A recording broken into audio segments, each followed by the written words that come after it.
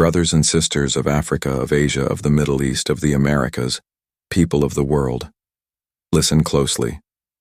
Today, I rise not with the soft language of diplomacy, not with the rehearsed phrases of power, but with the naked truth. They come before us with polished documents, with shining banners, with the language of peace stamped across their papers.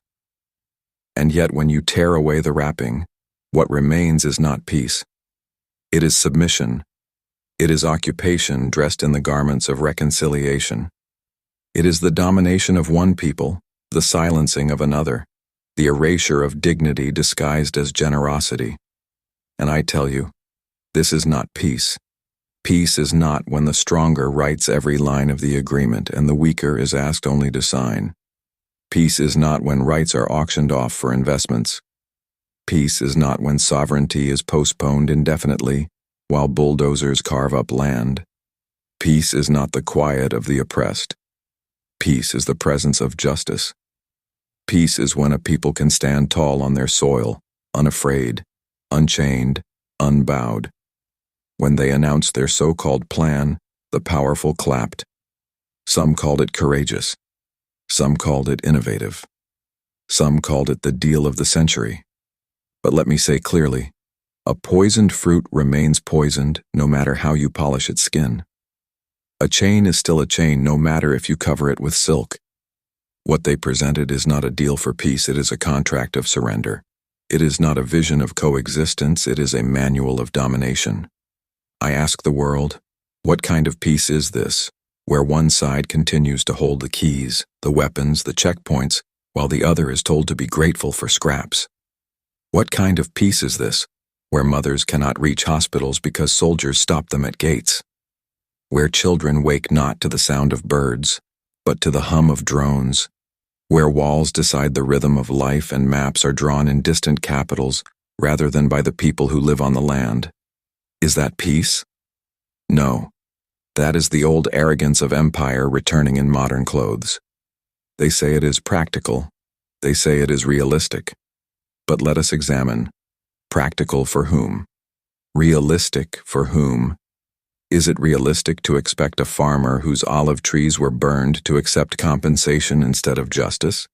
Is it practical to demand that generations of refugees, who carry the keys to their stolen homes, simply forget their history?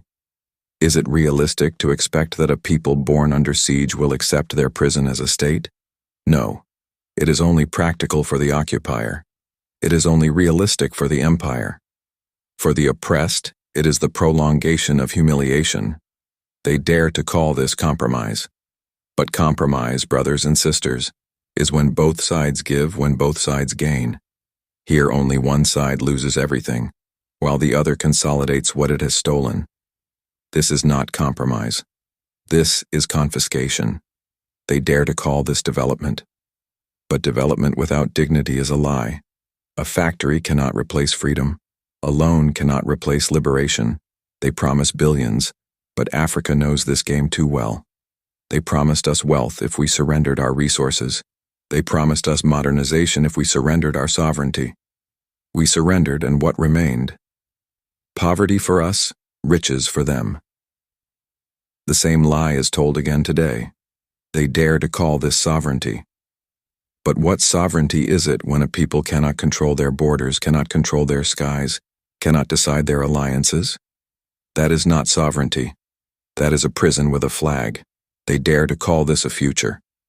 But what future is it when exile is declared permanent, when dispossession is turned into law, when holy places are treated like bargaining chips? A future built on injustice is no future at all. It is only the extension of suffering, and they say it is the deal of the century. But whose century? Not the century of the refugee who waits still for the day of return. Not the century of the grand refugee who waits still for the day of return. Not the century of the grandmother who shows her grandchildren the key to the house stolen 70 years ago. Not the century of the mother who counts her children's names on gravestones.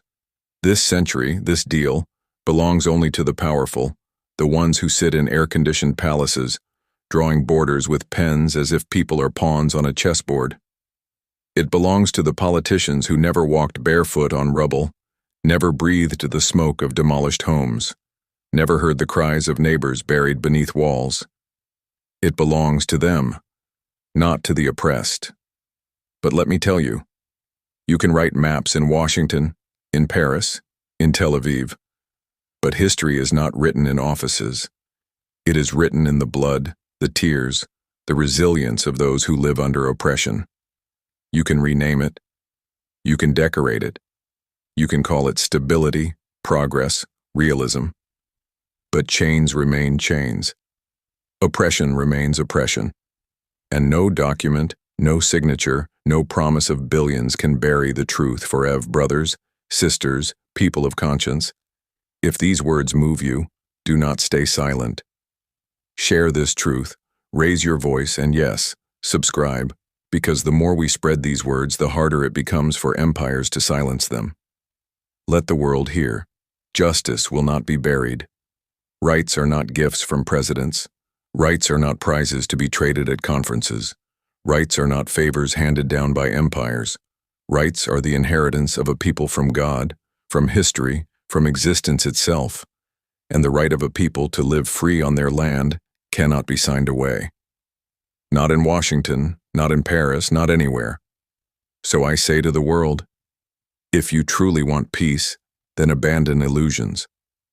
Peace cannot be built by silencing the oppressed. Peace cannot be bought by investments. Peace cannot be forged in secret rooms. Real peace must be rooted in justice. And justice requires 4 things. First, recognition of full sovereignty, not half sovereignty, not enclaves, but full independence with borders, skies, water, and land. Second, the dismantling of settlements that devour land day by day. Third, Jerusalem must be shared, must remain a city for all faiths, not the monopoly of one. Fourth, the right of return or compensation for refugees, whose exile cannot be eternal. Without these, all else is noise. Some will say these demands are too bold, too unrealistic. But what is unrealistic is to think oppression can last forever. What is unrealistic is to imagine that you can suffocate a people's dignity and not face resistance. What is unrealistic is to expect children to grow in cages and remain silent. The only realism is justice.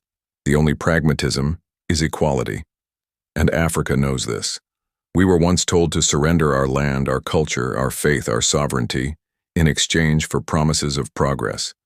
And each time we surrendered, we lost more, until we rose and said, no more. And so I say to my brothers and sisters under siege, do not despair. You are not alone. Africa stands with you. Your struggle is seen. Your pain is felt. Your hope is shared. And to the people of the West who seek peace, not domination, I say, raise your voices. Demand justice from your governments. For injustice anywhere is a threat to justice everywhere. To those who crafted this plan, hear me.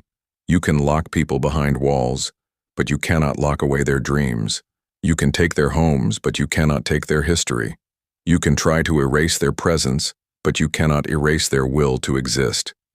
You can drown their voices in noise, but you cannot silence the cry of dignity. And that cry will grow louder with each generation until justice prevails. So let us say it plainly. This is not peace. This is surrender. And we reject it. If you are serious about peace, then remove the chains, not polish them. Return the stolen, do not justify the theft. Sit as equals, not as masters and servants. Then, and only then, peace will come. And when it comes, Africa will not be a spectator. We will be a guarantor. We will be witnesses that justice at last was done. And I tell you, if you are watching this now, remember, the struggle is not over, the fight is not lost, and hope is not dead. Share this message. Subscribe to keep the fire of truth alive. Stand tall, speak loud, and never forget. The chains of oppression may be heavy, but the spirit of the free is heavier still. Justice will rise.